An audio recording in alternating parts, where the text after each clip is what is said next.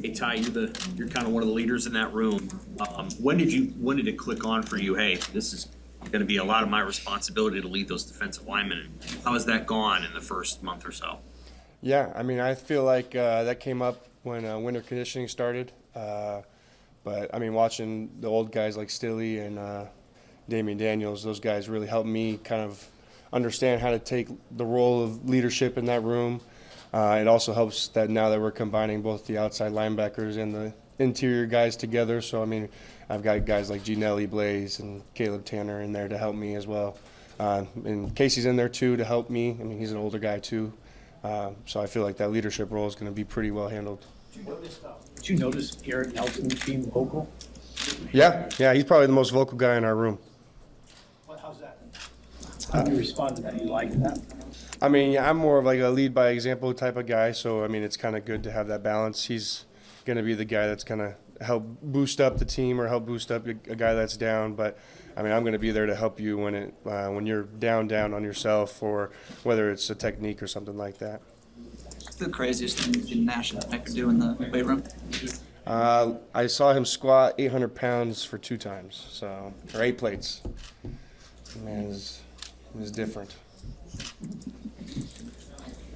Besides Nash has been coming on, but are there some, I know it's just the first day, but previous to that, are there some younger guys that you're sort of encouraged in the interior of that they could pop up this spring? Yeah, I mean, everyone's got to come to work with their work boots on and their hard hats, because we only got 8 guys in the interior. So, I mean, today everyone got at least around 20 to 30 reps. And, I mean, it showed how out of football shape we are. So guys are just going to have to start thriving and learning how to thrive through the adversity. What's the next step on the field for you? What area, I guess, do you want to really show off this spring that you've been working on? Yeah, I feel like my gap integrity last year could have been a little bit better, so really focusing on holding my gap this year. Pass rush as usual. Didn't create enough pressures, enough QB sacks, whatever you want it to be. And then just myself, that leadership role type deal, just kind of learning that as well. The gap integrity, can you talk on how difficult that is, especially in a conference like the Big Ten with the I mean, yeah, when you got another 330-pound man trying to push you down or trying to get you out of the way, I mean, it's going to be hard, especially when there's 2 of them. So it really comes down to technique is going to overpower true strength. I got like Dawson now, kind of running the whole defensive front. I mean, is there anything different for you schematically, really, or is it more just one guy, sort of different meeting room setup? One guy, different meeting rooms. I mean, he came in. Coach Dawson recruited me, so we had a pretty good relationship already. I knew the kind of the way he was going to teach his techniques and his way of playing the D-line. So I think a bunch of the guys have also really come to like his way also. The other side of the ball, but obviously everybody's interested in the new quarterbacks. Do you know Chuba? You toured him around, didn't you? Yeah, I hosted him. Yeah. What's he sort of like, and does that relationship go back further, or was it just recently?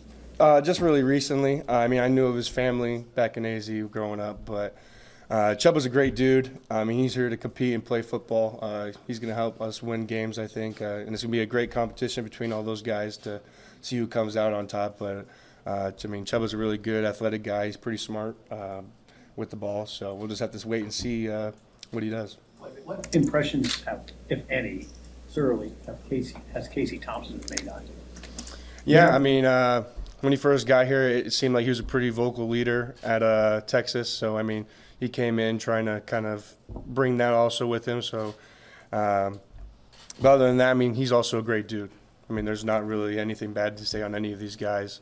Like you said, it's on the other side of the ball. So, really, my job is to get to them. So, we'll see how they like it when we get to them. Jared mentioned that he was trying to tone down the yelling a little bit now that he's, more people are looking up to him in the program. How have you seen him change his approach? Yeah, I mean, it's loud in there, so you got to yell.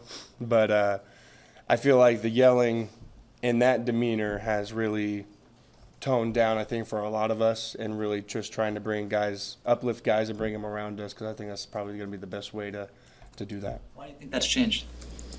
I mean, some guys react different. I mean, everyone's different from coaching style to how they're critiqued or whatever. So and you can't just yell at everyone. Sometimes you got to sit down and have a conversation with them after practice and ask what's going on, or just kind of help them that way instead of just blatantly yelling at them.